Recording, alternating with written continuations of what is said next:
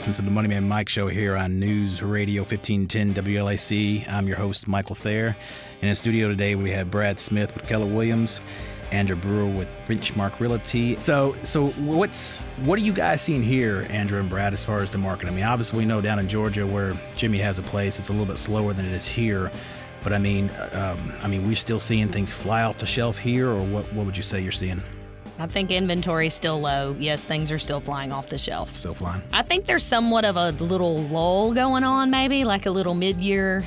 Everybody's on vacay, or right. It's kind of the momentum maybe has eased a little bit. And I actually read an article today from Realtor.com that was saying that they were predicting us to, as far as like frustrated buyers, that you may have like a turn of good luck because they expected, somewhat of a little influx of new listings to come on board, right? Which would honestly help us all. What are you guys seeing about the? We always sometimes see a slowdown with going back to school, vacations wrapping up at the end of the summer. But are there any new data or any new reports like you just referred to that talks about that people going back to school if they expect some of a lull and then picking back up, once people get settled into school, or what are you guys seeing or reading? I haven't read anything recently, but I do know that just year after year, traditionally, our market's kind of a bell curve. Right. And you got, January, is maybe 2,000 closings a month in Middle Tennessee, right. And July is 4,000. Right. So I think naturally we're gonna be kind of going. We're going. We're in the down cycle. Yeah, exactly. Yeah. I don't think we're gonna see that much of a slowdown this year, but at the same time, every market has its ups and downs. For example, like our Arizona branches, they're slow in the summer, and I'm like, why? Like, yeah, but then they turn around and say, no one wants to go look at houses at 125 degree temperatures. Yeah, it is. They are booming in the winter. It's comfortable. It's easy to get out and see. Yeah. Whereas with our Wisconsin, Minnesota, our northern branches, they're the exact opposite.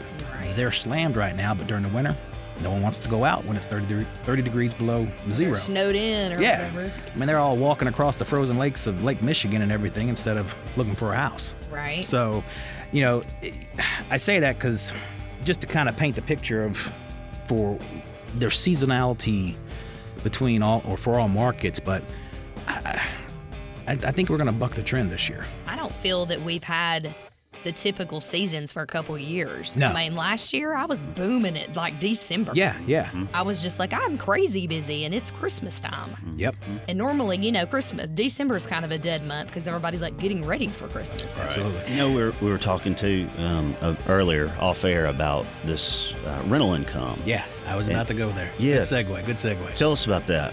Yeah, the Fannie Mae just released a bunch of new revisions or rule changes and more or less relaxed the rules back to the way they were.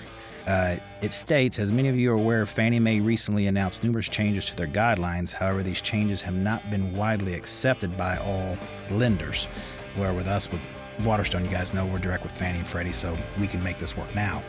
But they go into talking about the rental income, where we used to have to show the property had 30% equity in it, and in order to count rental income, you had to have rental history experience.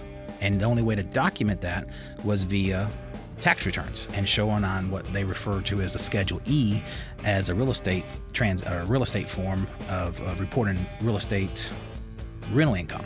So now we don't have to do that. We don't have to have the 30% equity anymore.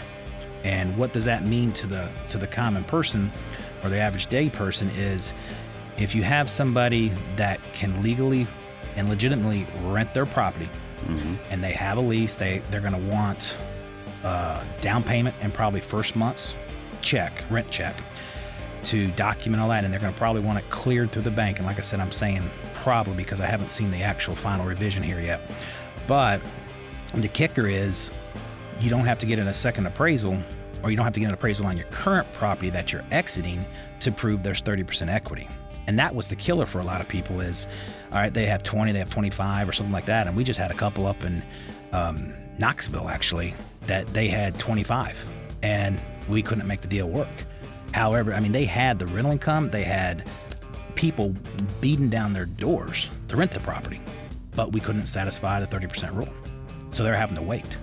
And now we can count that rental income to help offset that mortgage payment to qualify for somebody. So maybe they're looking for a short-term rental scenario, or maybe they have a property like this couple up in Knoxville.